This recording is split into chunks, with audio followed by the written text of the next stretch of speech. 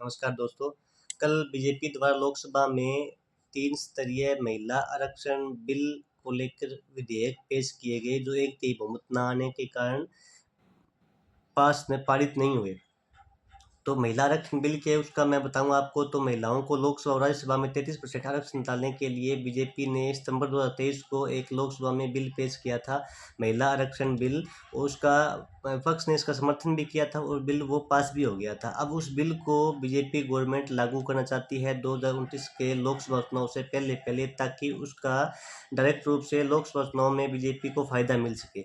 इसी के लिए जो विपक्षी पार्टी है वो इनका साथ नहीं देना चाहती, ताकि 2029 में बीजेपी को इस बिल का फ़ायदा ना हो, क्योंकि हमारे देश में 50% महिलाएं हैं और कहीं न कहीं अगर ये बिल लागू हो जाता है तो उनका रुझान बीजेपी की ओर होगा और चुनाव में बीजेपी को इसका फ़ायदा मिलेगा। इसलिए विपक्षी पार्टी हैं वो इनके साथ एकजुट होकर इस विधेयक को पारित नहीं होने देना चाहती।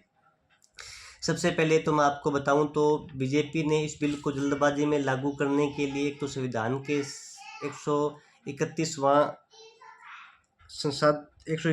संशोधन कर जो 2011 की जनगणना है उसके आधार पर उसके आधार पर सीटों का पुनर्निर्धारण करना चाहती है। अभी लोकसभा में 543 सीट है, उनको बढ़ाकर लगभग 850 से ज़्यादा करना चाहती है, ताकि जो 33% आरक्षण महिलाओं को मिलेगा, पुरुषों के पास जो पहले जितनी सीटें जो पुरुषों के पास है उतनी रहे, उसमें कोई फर्क ना आए। जो 133% महिलाओं को आरक्षण दे रहे हैं उसके लिए। दूसरा उन्होंने क्या किया कि जो सीटें हैं उनका पुनर्निर्धारण उनको बढ़ा दिया जाए जनसंख्या के आधार पर और जो भौगोलिक परिस्थितियाँ चेंज हुई है उनके आधार पर। और तीसरा क्या है कि जो केंद्र शासित प्रदेश है जैसे जम्मू कश्मीर, दिल्ली और पुडुचेरी, वहाँ पे भी महिलाओं को आरक्षण मिले। इसके लिए 3 स्तरीय ये विधेयक है जो पेश किए थे, वो एक तिहाई बहुमत के कारण पास नहीं हो पाए।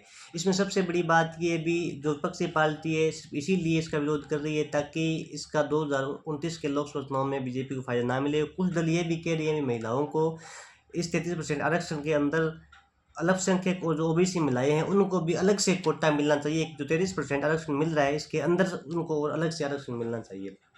तो कहीं ना कहीं दोनों विपक्ष और पक्ष दोनों अपनी अपनी जगह अपने बारे में उचित सोच रहे हैं।